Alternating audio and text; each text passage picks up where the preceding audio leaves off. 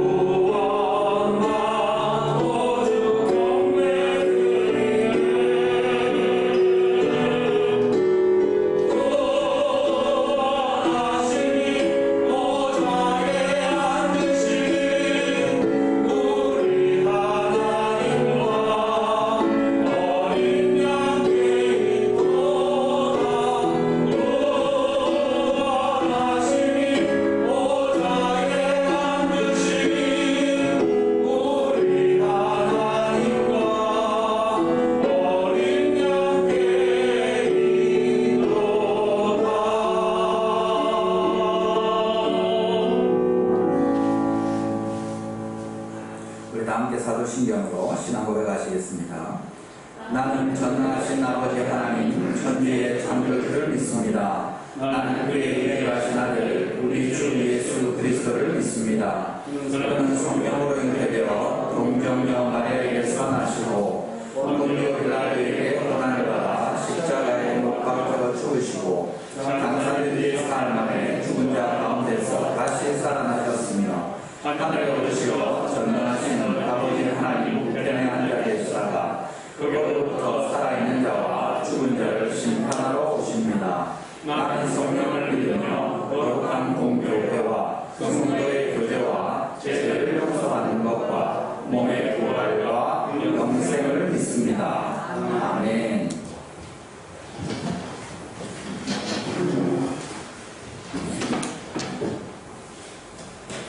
하나님이 이 모든 말씀으로 말씀하여 이르시되 너는 너를 애굽 땅 종되었던 집에서 인도하여 낸 내 하나님 여호와니라.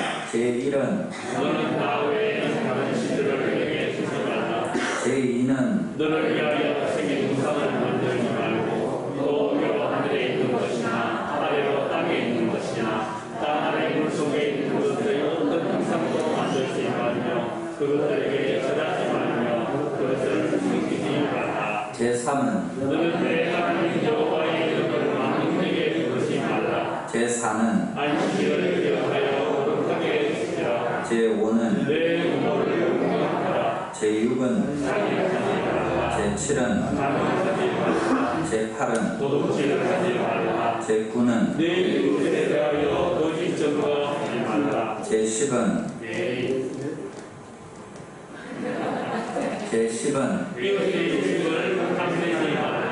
예수께서 이르시되 내 마음을 다하고 목숨을 다하고 뜻을 다하여 주 너의 하나님을 사랑하라 하셨으니 이것이 크고 첫째는 계명이요 둘째도 그와 같으니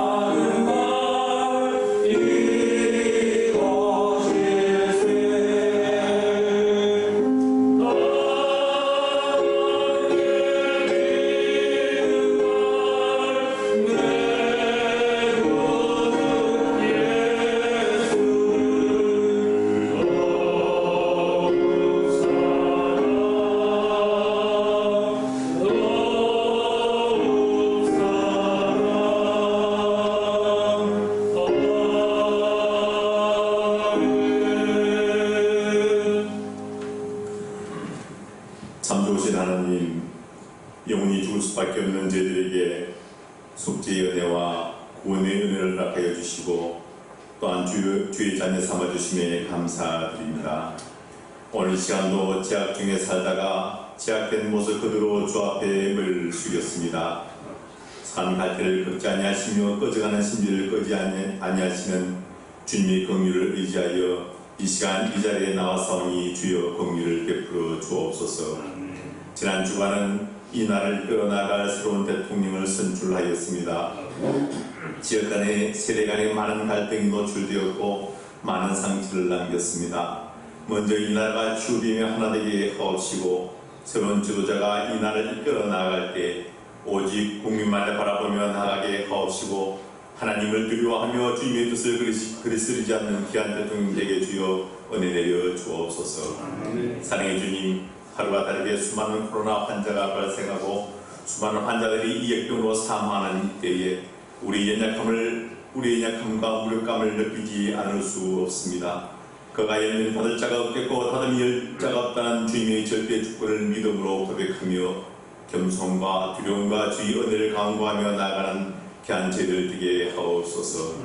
사랑의 주님, 이 시간 간절히 우크라이나를 위하여 기도드립니다. 러시아의 침공으로 인해 삶의 터전이 파괴되고 죽음의 공포에 내몰리고 있는 그들을 불쌍히 여겨 주옵소서. 바로속히 이 전쟁이 종결되고 수많은 난민들의 고통과 물질적인 어려움이 해결될 수 있도록 주여 은혜 내려 주옵시고 그 나라가 믿음으로 다시 일어나며 회복될 수 있도록 주여 은혜 내려 주옵소서.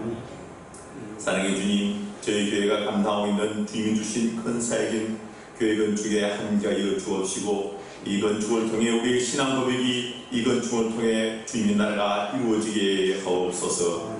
70일 새벽 기도를 허락하신 주님, 이 기도를 통해 내 자신이 회개하며 보신교회가 한국교회가 변화되는 귀한 시간 되게 하옵소서. 이 교회를 짊어지고 나아갈 다음 세대를 위해 기도합니다. 청년의 때에 주님을 의지하고 나가는 저리를 되게 하옵시고 이 혼탁하고 어려운 세대를 믿음으로 분별하며 나가는 귀한 저들 되게 하옵소서. 주님, 질병과 마음의 상처로 고통받고 있는 믿음의 권속들 주여 붙잡아 주옵소서. 환난 날에 주께 부르짖게 하옵시고 주께서 내게 응답하시다는 귀한 고백이 저들의 삶 가운데 이루어지게 주여 은혜 내려 주옵소서. 이 시간 말씀을 전하시는 목사님을 붙잡아 주옵소서. 교회를 위해 헌신하게 하옵시고 교인들 위해 모든 것을 내어놓으며 오직 주님만 바라보며 오직 승리만 의지하는 귀한 목사님들에게 주여 은혜 내려 주옵소서. 이 시간 말씀을 전할 때 이 말씀이 살아있고 생명력이 있어 우리의 혼과 영을 찔러 쪼개는 주의 말씀이 되게 주여 또한 은혜 내려 주옵소서. 함께 동행하시는 부목사님과 강사님께도 동일한 은혜 허락하여 주옵시고 교회를 위해 헌신할 때에 그들의 수고가 예수 그리스도 안에서 결코 헛되지 않게 하옵소서.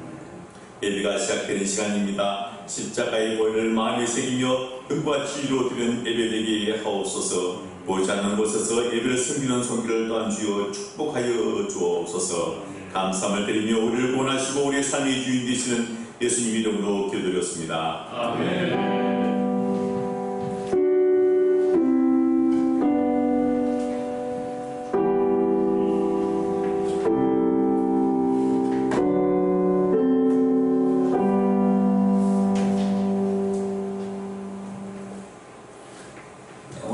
하나님 말씀은 요한복음 9장입니다. 9장 13절에서 41절입니다.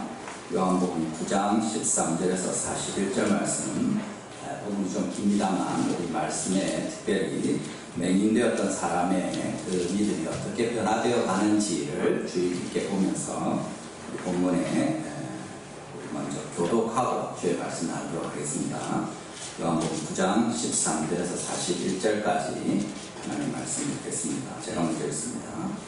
그들이 전에 맹인이었던 사람을 데리고 바리새인들에게 갔더라. 예수께서 저녁을 이겨 눈을 뜨게 하시는 안식이라. 그러므로 바리새인들도 그가 어떻게 보게 되었는지를 물으니 이르되 그 사람이 진 흙을 내 눈에 바르며 내가 씻고 보나이다 하니 바리새인 중에 어떤 사람은 나하되 이 사람이 안식일을 지키지 아니하니 나는 이를 보고 없다고 하며 어떤 사람은 나하되 죄인으로서 어떻게 이런 표적을 행하였느냐 하여 그들 중에 분쟁이 있었으니 이에 맹인되었던 자에게 다시 묻되 그 사람이 내 눈을 뜨게 하였으니 너는 그를 어떠한 사람이라 하느냐 대답하되 선지자니이다 하니 유대인들이 그가 맹인으로 있다가 보게 된 것을 믿지 아니하고 그 부모를 불러 묻되 이는 너희 말에 맹인으로 났다 하는 너희 아들이냐 그러면 지금은 어떻게 해서 보느냐 그 부모가 대답하여 이르되 이 사람이 우리 아들인 것과 맹인으로 난 것을 아나이다.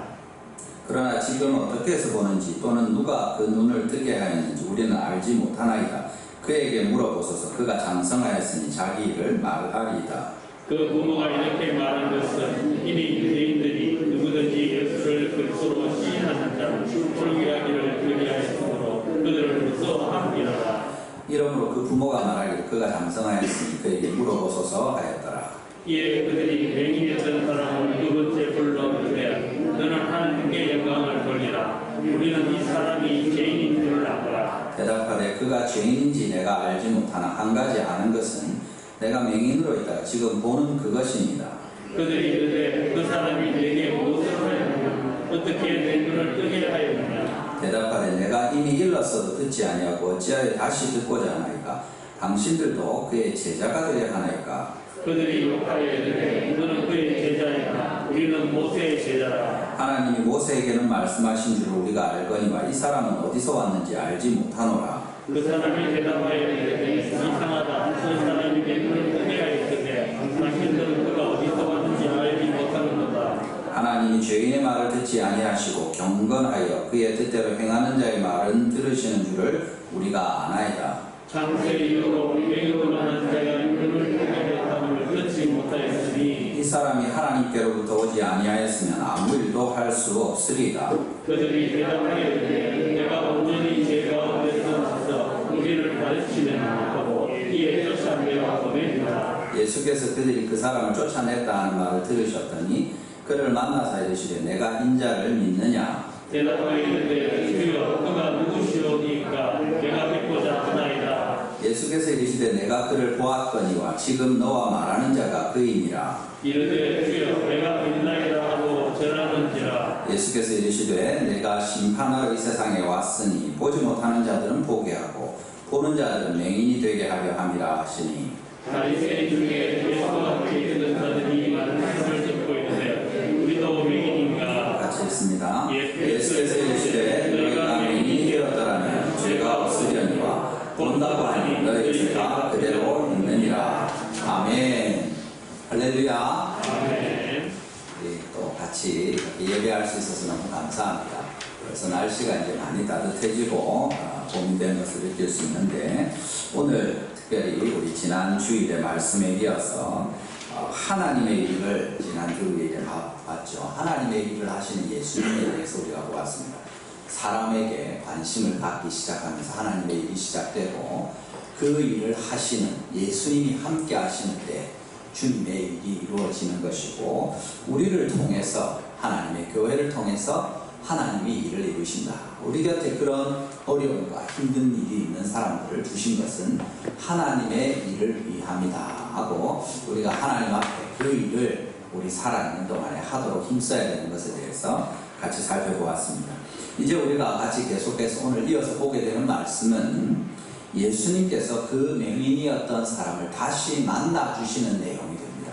특별히 하나님께서 이 사람을 두 번 만나시는 예수님을 통해서 우리에게 보여주는 것은 이 사람의 믿음이 어떻게 자라가는가 하는 것을 우리에게 알려주시는 것이 한 부분이 분명하다는 것을 우리가 알 수 있는데 오늘 특별히 우리가 말씀을 살펴보면서 우리의 믿음은 어떻게 자라나는가에 대해서 깨닫고 또 그렇게 우리의 믿음을 위해서 또 우리 곁에 있는 사람의 믿음을 위해서 어떻게 우리가 헌신하는 것이 맞겠는가 깨닫게 되는 또 그런 지혜를 얻어 누리는 우리 모든 성도님들 되시기를 바랍니다. 우리가 뭘 알고 모르고 이런 것들이 되게 중요합니다. 뭘 새로운 걸 배우려고 할 때 특히 더 그렇습니다. 우리가 믿음에 대해서도 마찬가지입니다. 보고 알고 믿는 거죠. 모르고 믿을 수는 없습니다. 마음을 열고 이게 무슨 일인가, 이게 무슨 말인가, 이 사람이 어떤 사람인가 이런 걸 알 때 그때야 비로소 우리가 그 사람에 대해서 배운 것을 믿고 새로운 것을 우리가 믿게 되는 거죠. 그런데 그것이 어떤 것인지 알지 못하면 이렇게 믿음으로 나아가기가 쉽지 않습니다. 모르는 걸 어떻게 믿겠습니까? 그건 믿는다고 말하지만 사실은 자기가 뭘 믿는지도 모르는 거고 이렇게 되는 거죠. 오늘 말씀에서 우리가 처음 보는 것은 이 예수님이 이 맹인이었던 사람 처음에 만나 주셨을 때 어떤 일이 있었느냐 우리가 먼저 살펴볼 수 있습니다. 그 사람은 예수님을 처음 만났을 때 그의 말을 듣고 순종함으로 말미암아 은혜를 경험하고 믿음이 생겨나는 일이 있었다는 겁니다. 다시 이야기합니다. 말씀을 듣고 순종하는 경험을 통해서 은혜로 그가 믿음을 갖게 됩니다. 이것이 처음 그에게 예수님 만나셨을 때 일어났던 일이죠. 본문 9장 1절에서 우리 지난 주일에 본 것처럼 예수님이 길을 가시다가 날 때부터 맹인된 한 사람을 보셨다 그랬습니다. 제자들이 질문하고 예수님이 답하시고 이런 일들이 있은 후에 그를 위해서 침을 뱉어서 진흙을 이겨서 그 눈에 바르시고 실로암으로 가서 씻으라 이렇게 하십니다. 그때 나중에 이제 유대인들이 그 사람이 돌아온 것을 보는데 이 사람 눈이 멀쩡해진 겁니다. 이제 밝히 보게 되어서 돌아온 것을 우리가 성경에 보고 그 맹인이 맞느냐 아니냐 하면서 그 사람들 사이에 이런저런 얘기가 있는데 사람들이 진짜 못 알아보니 늘 눈이 멀어서 거기서 구걸하고 있던 그 사람이었는데 어떻게 보니까 그런 것 같기도 한 거예요. 근데 이 사람이 눈을 뜨고 있으니까 그럴 리가 없다 이렇게 생각하면서 에이 다른 사람이겠지 이렇게 하는 겁니다.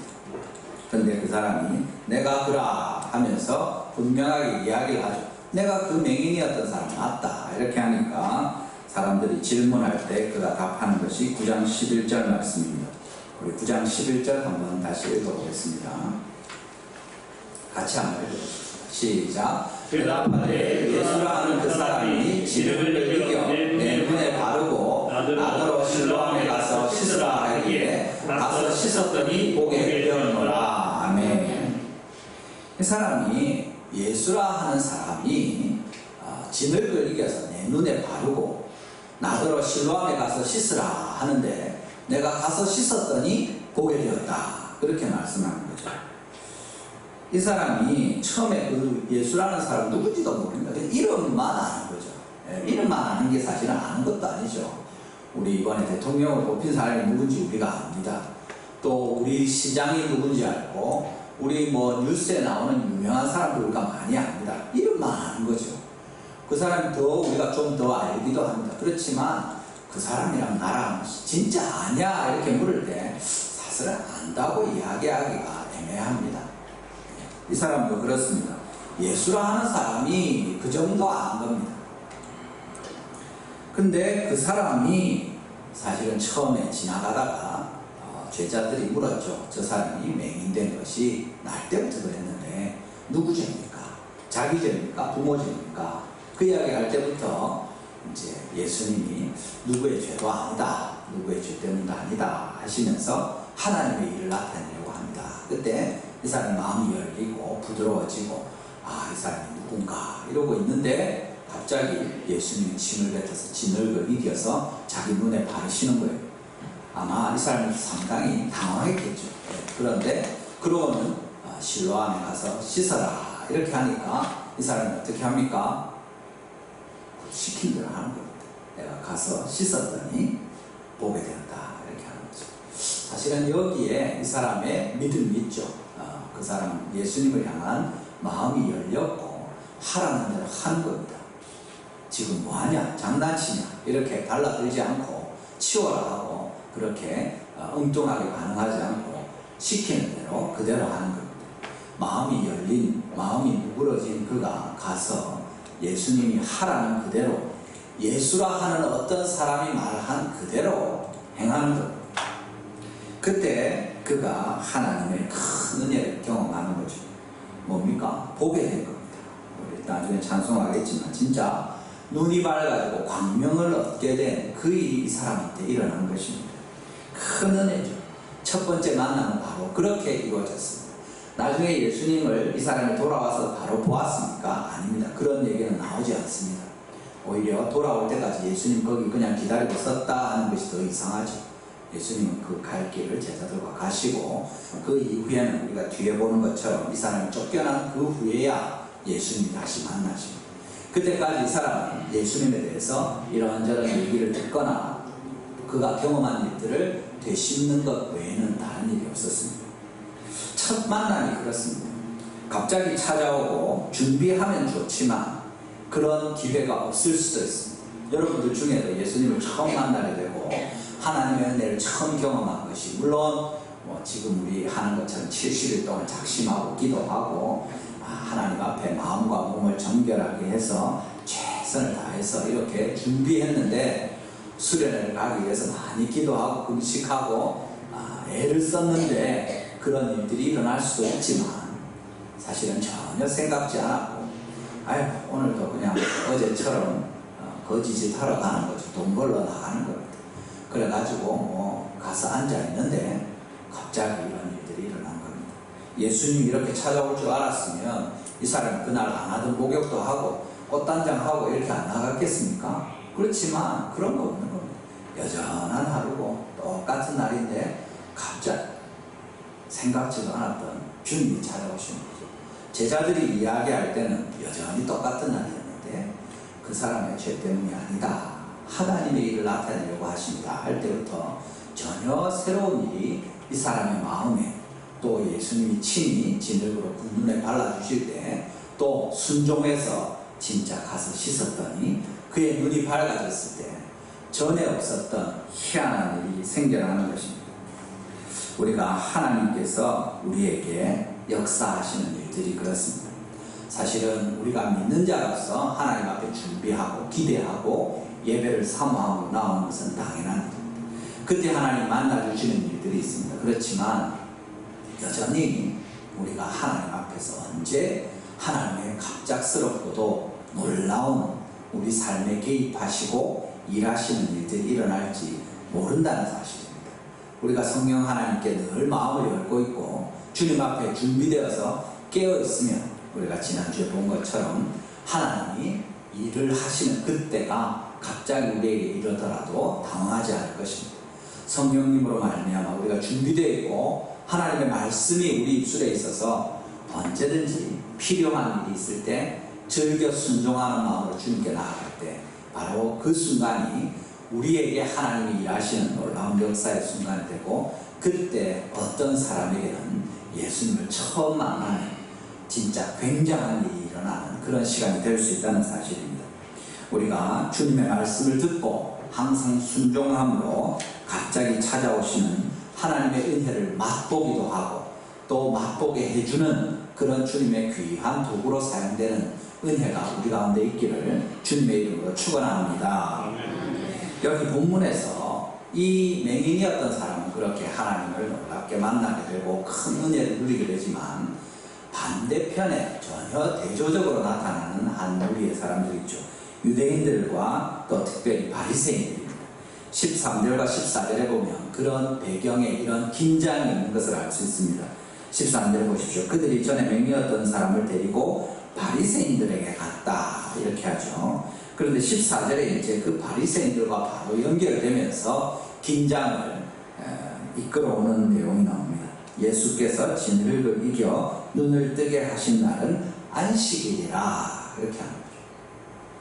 안식일이 뭡니까?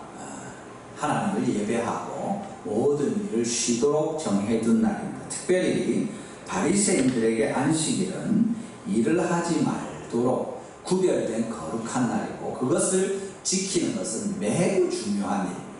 이것이 바리새인이냐 아니냐를 판가름하는 그런 정도로 심각한 일입니다. 사실은 그 당시에 유대인들에게 안식일에 대한 규범에 지키지 말아야 할 것이 39가지가 있었다고 합니다.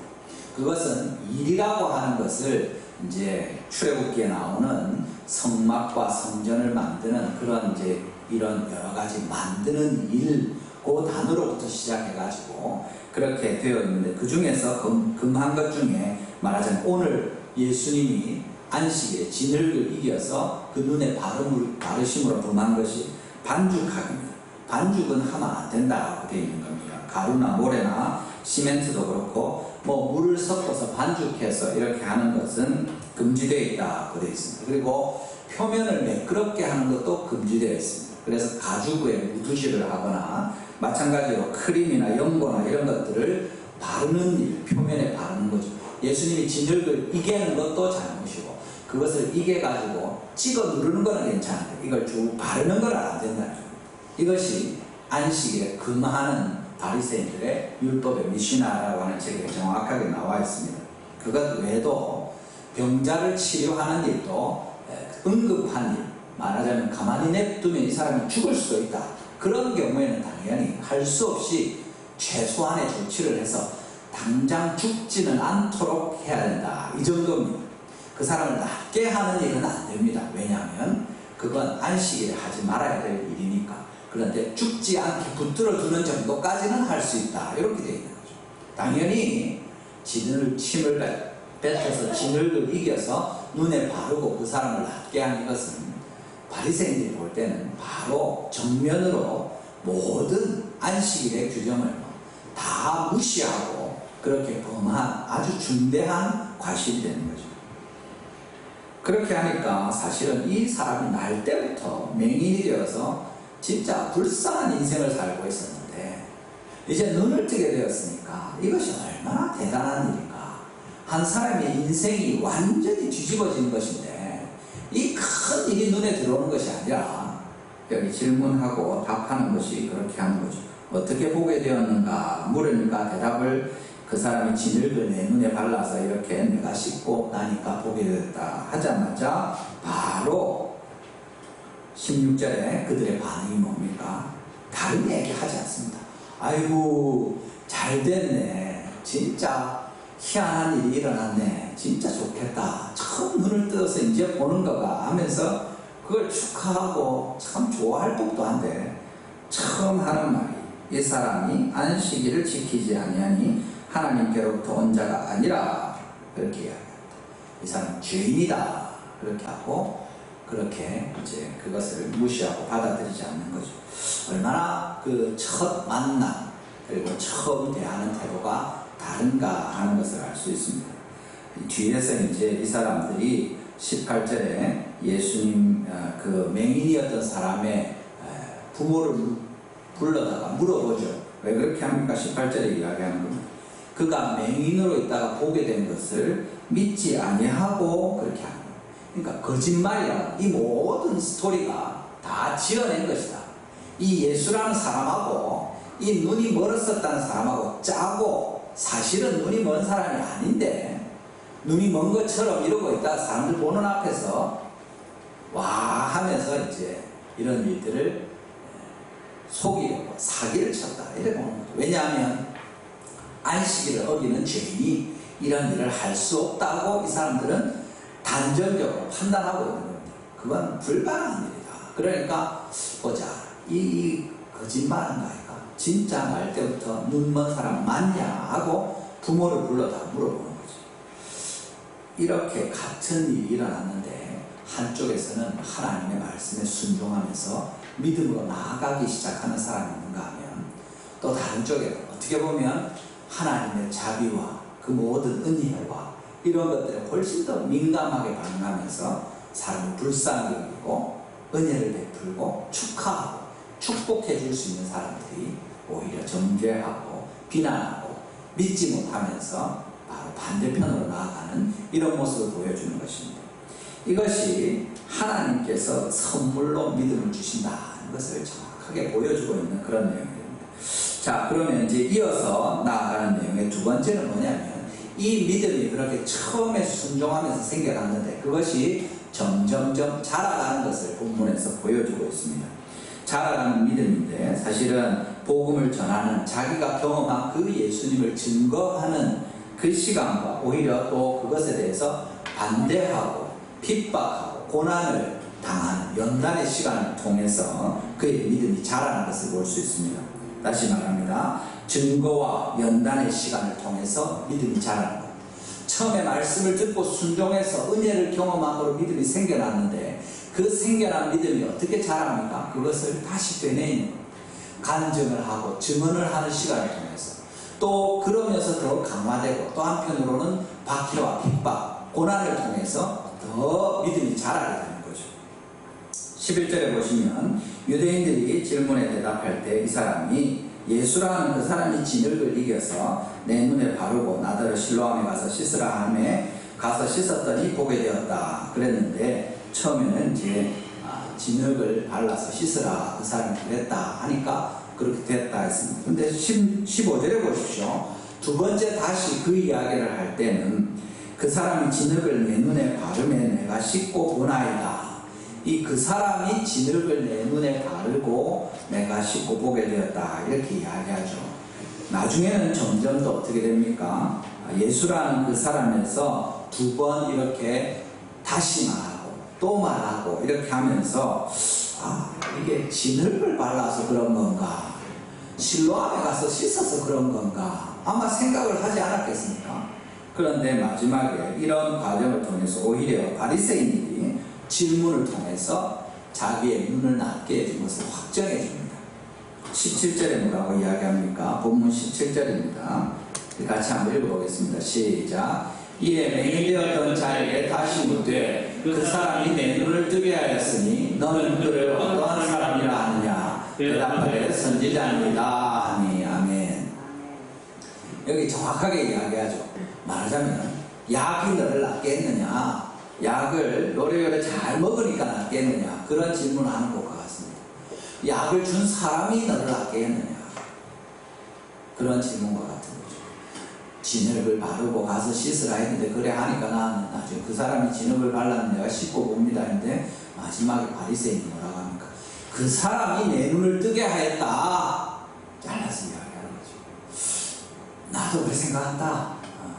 아무래도 그런 것 같다. 여러 번 이야기하면서 이 사람이 그것을 되뇌이고 되새기고 생각하지 않았겠습니까?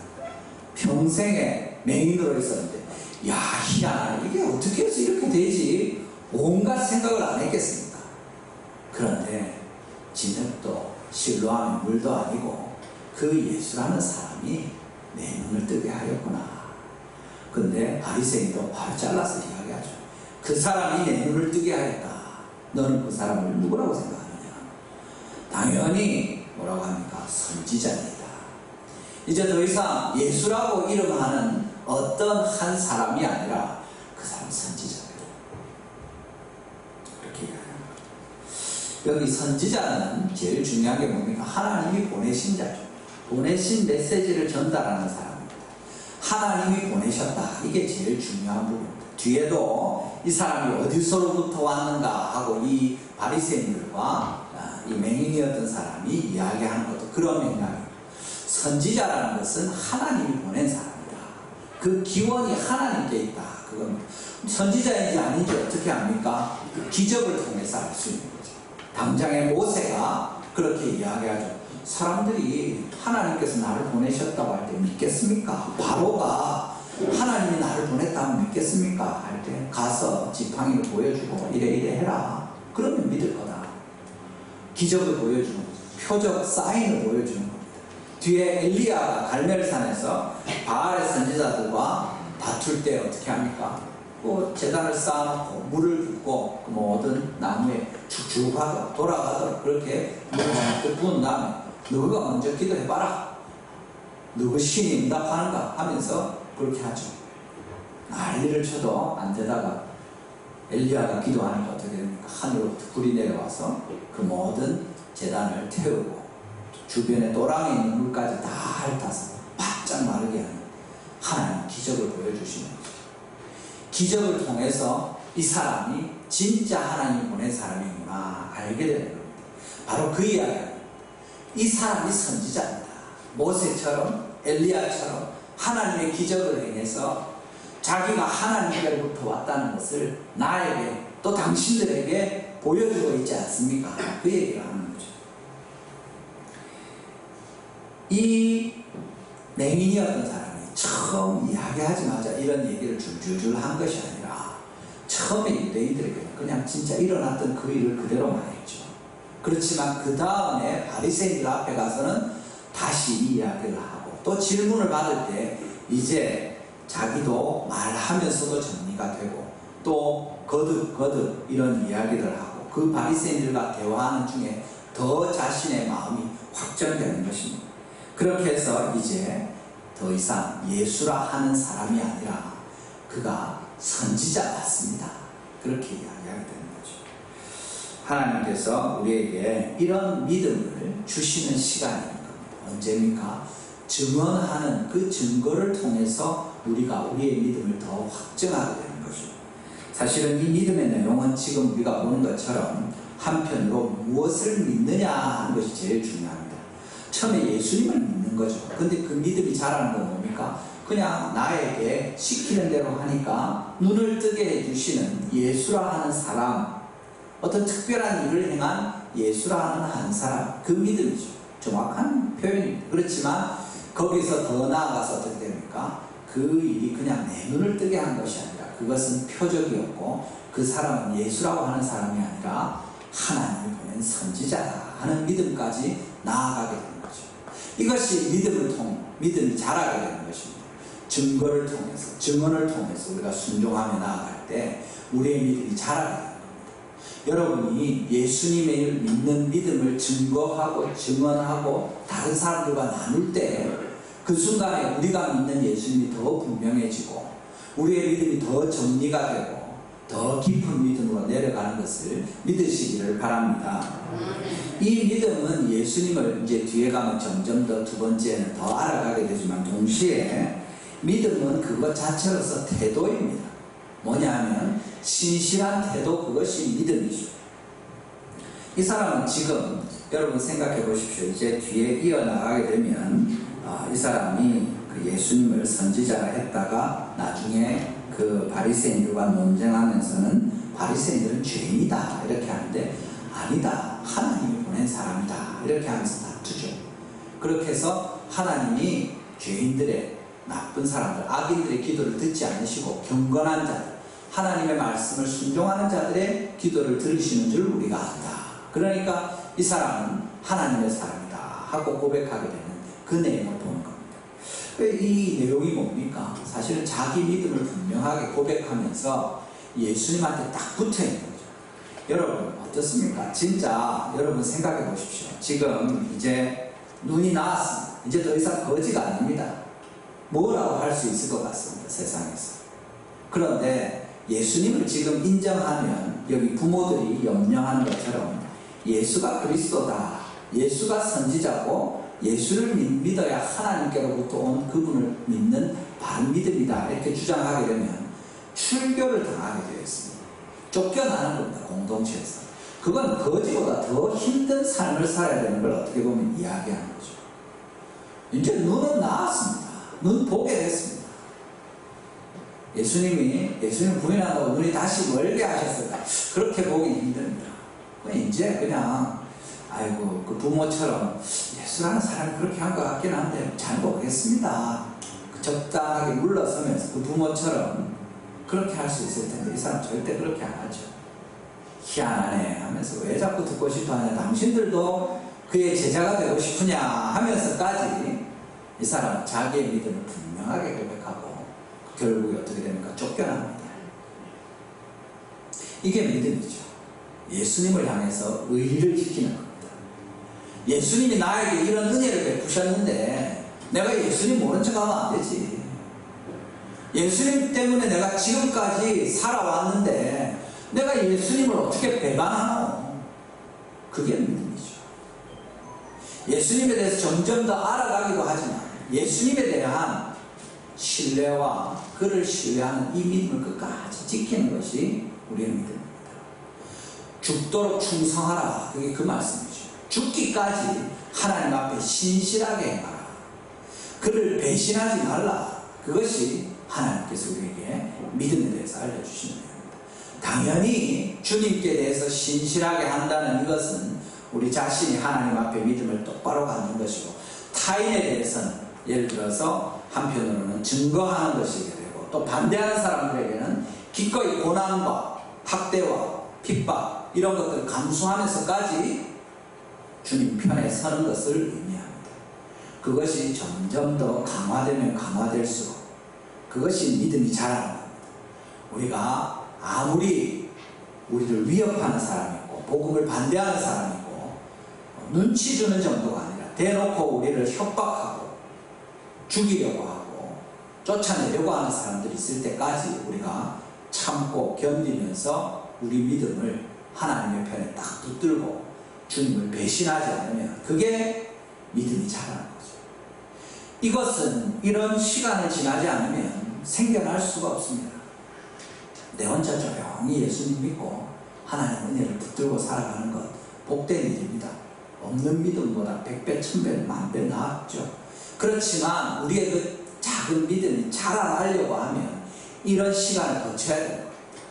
말씀을 전하면서 내 믿음을 고백하면서 사람들에게 정리된 나의 믿음을 선포하고 그것을 받아들여서 함께 믿음으로 나오는 사람들 뿐만 아니라 반대하고 거역하고 핍박하는 사람들과 담대하게 맞서서 나의 믿음을 이야기할 수 있을 그때에 우리의 믿음이 꾸준히 자라게 되고 나중에 하나님이 기뻐하시는 온전한 믿음으로 자라는 것입니다.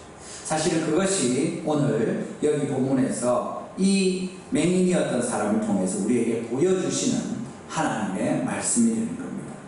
이 사람의 믿음이 자라갈 그때에 하나님께서 영광을 받으신 거죠. 유대인들은 이 바리새인들은 잘하는 것 고사하고 정확하게 하나님의 말씀과 선지자와 주님의 보내신 메시아에 반대하는 일을 그대로 행하고 있습니다. 증거하는 사람을 겁주고 무시하고 나중에 쫓아내버리죠. 마태복음 5장 11절에서 12절에 뭐라고 말씀하십니까? 예수님이 팔복에 대해서 이야기하시면서 뒷부분에 나오는 내용이죠. 나로 말미암아 너희를 욕하고 박해하고 거짓으로 너희를 거슬러 모든 악한 말을 할 때는 너희에게 복이 있나니 기뻐하고 즐거워하라. 하나님께서 바로 이 맹인된 사람에게 이 말씀을 주시는 것 아닙니까?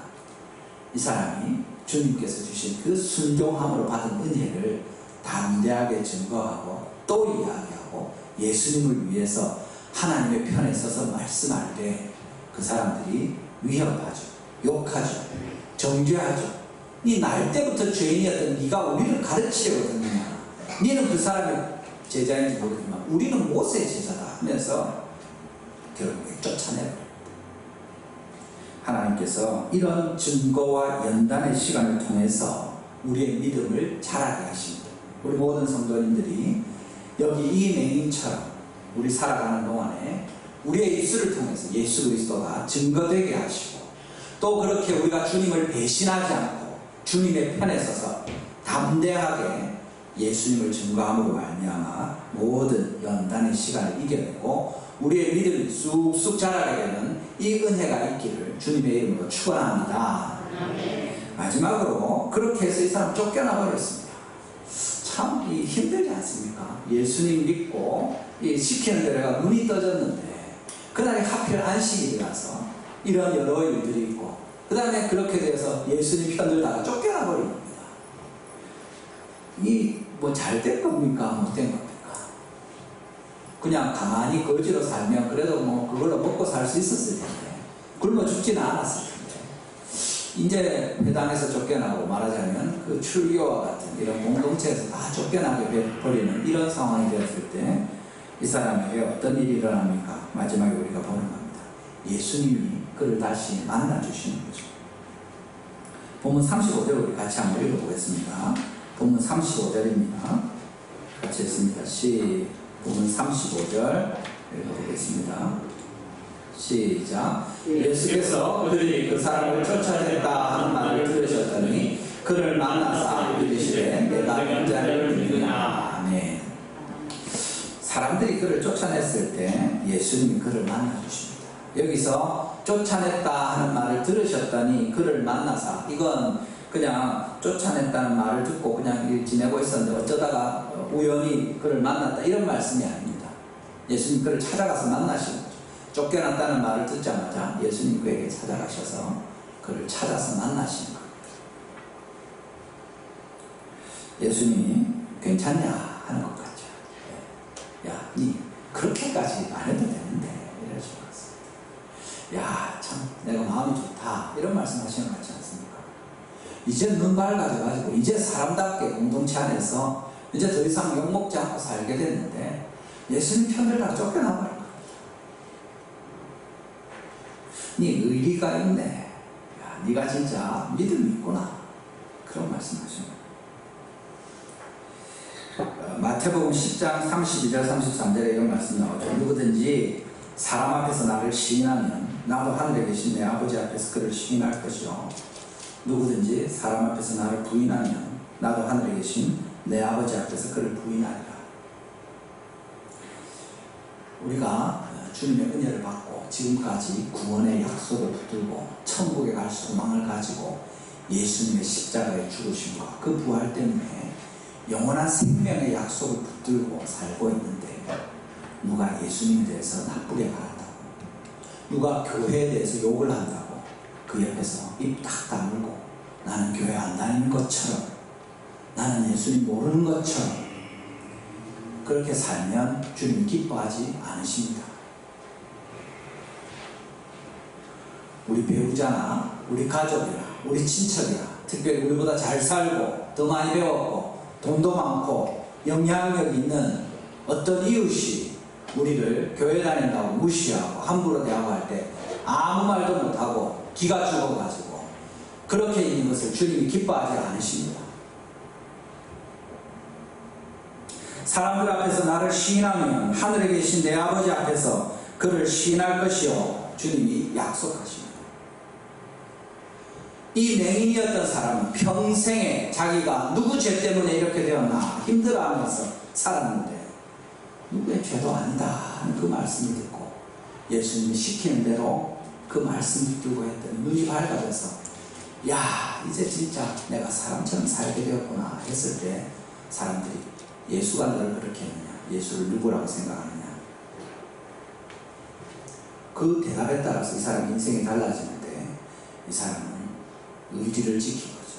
주님을 배반하지 않았습니다. 그때 주님이 그를 찾아오신 겁니다.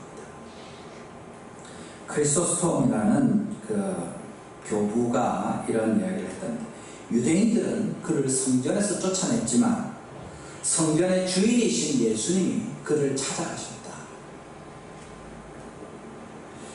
어떤 그리스도인들의 증인이 그를 동료들에게서 쫓아내게 할지 모르지만 그 사람을 예수 그리스도께 더 가까이 데려다 주는 것이 분명하다, 그렇게 이야기합니다. 우리가 예수님을 믿는다고, 예수님을 편든다고, 주님의 나라를 위해서 헌신한다고 담대하게 일하는 것 때문에 괴로움과 어려움을 당할 때 하나님께서 그것을 모른 척하지 않으십니다. 주님은 우리를 오히려 찾아오시고 우리를 위로해 주시고 우리를 찾아오셔서 만나 주십니다. 주님이 그런 거 모르고 아이고 그런 일이 있었나 고생 많았겠네 하고 나중에 지나가는 이야기로 그냥 툭 던지시는 분이 아니시라는 겁니다. 그 얘기를 들으시고 그 사람을 찾아오셔서 하나님이 그를 만나주시는 겁니다. 예수님을 증거하며 믿음을 지키며 우리가 당하게 되는 거절이나 반대, 핍박이나 고난이 있을 때 우리는 당연히 어떻게 해야 됩니까? 오늘 말씀처럼 기뻐해야 되는 것입니다.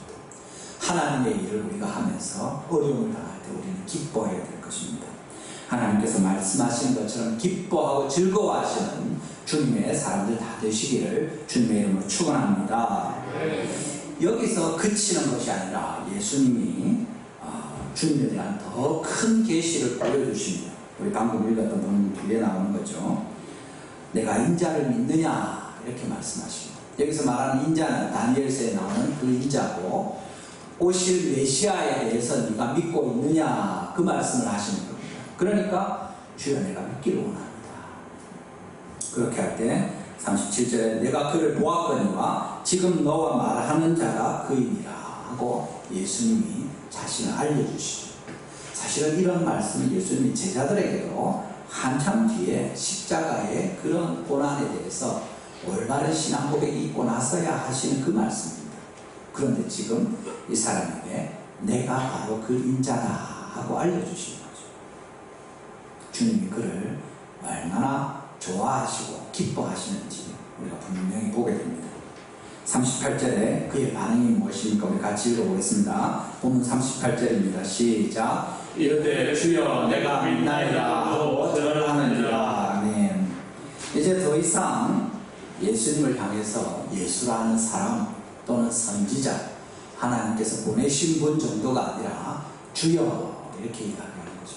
그러면서 내가 믿습니다 하고 뒤에 이어서 나오는 그가 절하는지야, 이건 엎드려 절한다, 경배한다, 예배한다 할 때 쓰는 그 단어와 같습니다. 참된 예배로 나아가게 되는 믿음을 우리가 보는 것입니다. 하나님께서 주님의 은혜를 베풀어 주실 때 이렇게 우리 가운데 행하십니다. 하나님께 대해서 신의를 지키고 끝까지 주님을 붙들 때 주님께서 우리 가운데 오시고, 요한복음 14장 21절에 이렇게 말씀하시죠. 나의 계명을 지키는 자라야 나를 사랑하는 자니 나를 사랑하는 자는 내 아버지께 사랑을 받을 것이요 나도 그를 사랑하여 그에게 나를 어떻게 합니까? 나타내리라. 나를 보여주겠다. 내가 누군지 알려주겠다. 우리가 정말 하나님을 향해서 온전한 믿음으로 자라기를 원하고, 주님을 제대로 믿고 헌신하기를 원하고, 우리가 주님을 좀 알고 예배하기를 원한다고 하면 어떻게 해야 되는 겁니까? 바로 이 사람처럼 말씀을 붙들고 순종함으로 은혜를 경험하는 것입니다. 그렇게 해서 그 하나님에 대해서 알 때 그것을 나누고 증거하고 증언하는 겁니다. 박해와 핍박과 반대가 있을지라도 우리가 담대하게 말씀을 전하면서 우리의 믿음이 점점 자라게 되고, 그렇게 고난받고 괴로워하고 힘든 가운데 있는 바로 그 주님의 제자에게 예수님이 찾아오셔서 위로해 주시고 인정해 주시고, 그를 향하여 주님께서 자기를 나타내시고 그를 사랑하시는 하나님이신 것을 밝히 보여주시고, 그때 우리가 온전한 예배로 주님을 바라볼 수 있다고 말씀하시는 것과 같습니다. 여러분, 주님의 참된 환대와 인정을 받고 싶어 하십니까? 여러분, 진짜 인자이신 하나님 메시아 우리 주님을 향해서 온전한 그런 예배를 드리고 싶습니까? 애매하고 잘 모르겠고 그런 것이 아니라 진짜 내가 믿는 주님이 이런 분이시구나 하는 그런 확신을 가지고 하나님을 향해서 경배와 찬송을 드리고 싶습니까? 어떻게 해야 됩니까? 말씀에 순종해야 됩니다. 그렇게 해서 하나님의 은혜를 맛보아야 됩니다. 그걸 맛보고 경험하는 데서 그냥 혼자 좋아할 것이 아니라 증거하고 증언하고 나누면서 고난과 박해를 두려워하지 않을 때 그런 시간들을 지난 그 사람에게 하나님께서 은혜를 베풀어 주시고 위로해 주시고 환대해 주시고, 그 사람에게 하나님께서 자기를 나타내 주시고 나를 향하여 예배하고 나아올 수 있게 은혜를 베풀어 주시는 것입니다. 우리가 성령 하나님께서 이 은혜를 베푸시고 주님 앞에 우리를 이끌어 가시는 그런 자리로 나아가는 우리 모든 성도님들 되시기를 주님의 이름으로 축원합니다.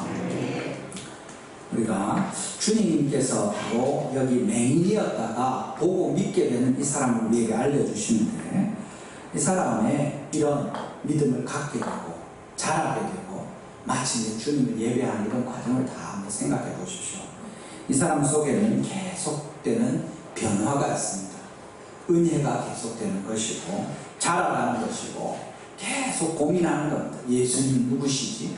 왜 이렇게 하시지? 아, 이건 예수님이 이런 분이시기 때문에 그렇구나. 하나님께 깨닫기 위해서 구하는 것이고, 그런 시간을 통해서 마침내 고난과 이 모든 것을 이겨내는 성숙한 믿음에 이르게 되고 담대하게 주님을 전할 때 주님의 함께 하시는 놀라운 그 완전한 계시 가운데 들어가고 온전한 예배로 나아가는 거죠. 우리가 이 올바른 곳에 있느냐 하는 것을 살펴보는 것은 어렵지 않습니다. 여러분 가운데 감사가 있습니까? 찬송이 있습니까? 하나님에 대해서 계속 고민하고 생각하면서 깨달아가는 그것이 있습니까? 여러분이 처음 믿을 때보다 5년 뒤에 10년 뒤에 이제 교회 직분자가 되고 하나님을 위해서 헌신하게 되고 여러 일들을 할 때 이 믿음이 점점 더 커져서 주님을 더 많이 알아가고 그 은혜가 더 커지고 내가 기꺼이 더 헌신하겠다 하는 그것이 있을 때 우리는 올바른 자리에 있는 것입니다. 더 담대하게, 더 진실하게, 더 사랑함으로 헌신하고 즐거이 희생하고 주님을 위해서 고난을 받는 그 사람이 하나님을 향해서 달려가고 있는 여기 우리가 보는 믿음의 사람입니다. 반대로 시간이 지나면 지날수록 더 딱딱해지고 모든 죄로 말미암아서 이게 죄인가 아닌가, 저 사람이 죄를 지었나 안 지었나 그것만 살피면서 악하게 되고 괴로워하고 불안하고 염려하고 고집 부리면서 마음에 안 드는 사람들에게 화를 내고 소리를 지르고 쫓아내는 그 사람들은 반대편에 있는 사람이죠. 그들은 주님의 말씀에 순종해서 하나님의 은혜를 경험하는 일이 없습니다. 그들은 더 주님에 대한 신실함을 지키면서 믿음에 자라가서 예수님에 대한 고백이 깊어지고 넓어지고 더 풍성해지는 그런 일들이 일어나지 않습니다. 처음부터 자기는 모세의 제자였고 죽을 때까지 모세의 제자로 살다가 죽으리라, 나는 절대 안식일의 법을 범하지 않으리라, 그것만 붙들고 그걸 싫어하는 모든 사람을 정죄하면서 그냥 그 안에 다 갇혀서 살다가 죽는 거죠. 하나님의 어떤 큰일이 일어나도 꼼짝도 하지 않은 사람들, 이런 편에 있는지 우리 자신을 돌아봐야 할 것입니다. 우리 말씀을 맺겠습니다. 오늘 우리 하나님의 말씀을 통해서 주님이 우리에게 믿음에 대해서 다시 한번 알려주십니다. 예수님이 이 한 사람을 2번 만나주시면서 그의 변화되는 과정을 모르지 않으시죠. 처음부터 그가 쫓겨나는 얘기를 들으시면서 계속 그에게 관심을 가지고 계시고 마침내 그에게 오셔서 그의 믿음을 온전하게 해주십니다. 정말 믿음의 주요 온전하게 하시는 이 예수님이 지금도 우리를 대하고 계십니다. 여러분 믿음에서 자라가고 계십니까?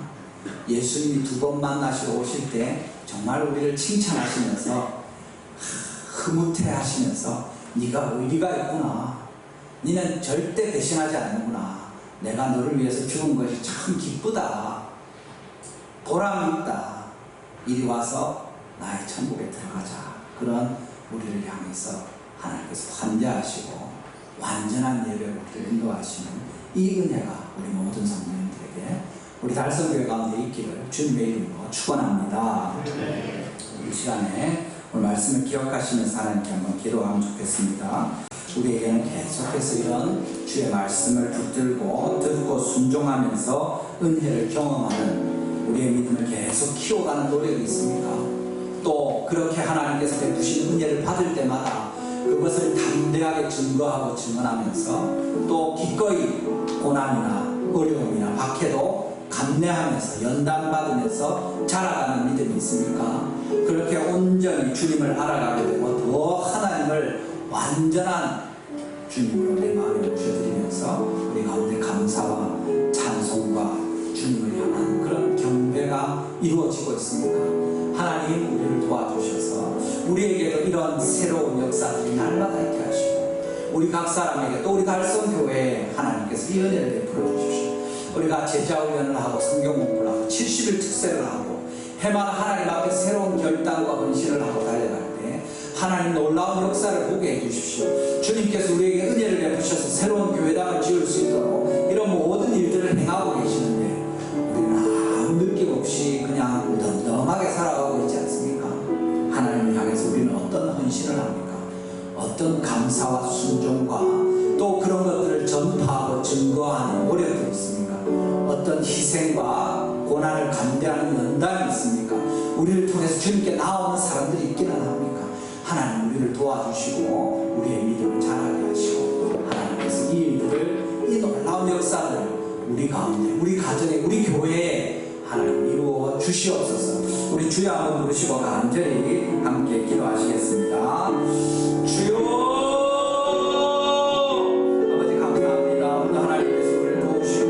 말씀하실 때에 주님의 음성을 듣습니다. 사랑하는 자들에게 들려주시는 하나님의 음성에 반응할 수 있도록 우리를 도와주시고 오직 하나님께서 기쁘게 우리를 인도하시되 하나님의 온전한 기뻐하는 믿음으로 저희를 끌어주시기를 원합니다. 아직 주님을 제대로 알지 못할 때 저희를 찾아와 만나주시고 우리에게 위치 않은 은혜를 때때로 베풀어 주시며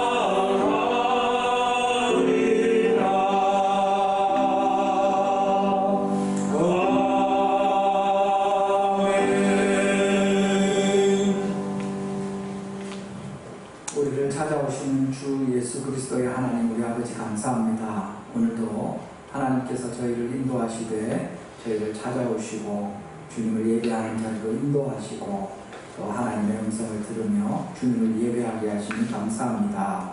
하나님 우리를 도우실 때 저희의 믿음이 온전하게 되도록 복을 내려 주시옵소서.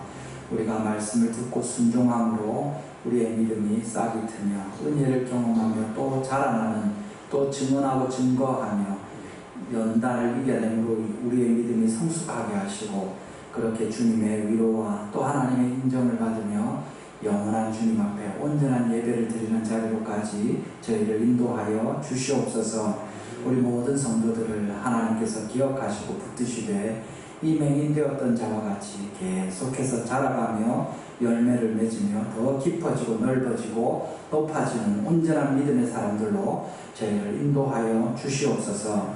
이 시간에 주님께 나올 때 하나님께서 베푸신 모든 것들을 기억하고 예물로 구별하여 하나님께 드립니다. 주님께서 받으시고 하나님의 나라와 교회를 위하여 복음을 위하여 사용하실 때 부족함이 없게 하시고 예물과 함께 우리를 받으시되 하나님께서 복을 내리셔서 저희를 온전한 주님의 나라의 도구로 사용하여 주시옵소서. 주님께서 우리 가운데 이 은혜 베푸시고 얼마든지 주님의 나라 사역을 우리 가운데 이루어 가시기를 간절히 바라옵고 감사하며 예수님의 이름으로 축복하며 기도합니다. 지금은 우리 주 예수 그리스도의 은혜와 하나님의 사랑과 성령의 교통하심이 주님이 우리를 만나주신 그 은혜에 감격하며 주님께 말씀 붙들고 또 그렇게 증거하고 하나님께서 베푸신 모든 은혜들을 누리며 나누며 복되게 살아가서 하나님께만 영광을 돌리는 온전한 예배 가운데 믿음 가운데 나아가기를 소원하는 여기 모인 모든 주의 백성들과 피로 사신 달성 교회 위에 이제부터 영원토록 함께 하실지어다. 아멘.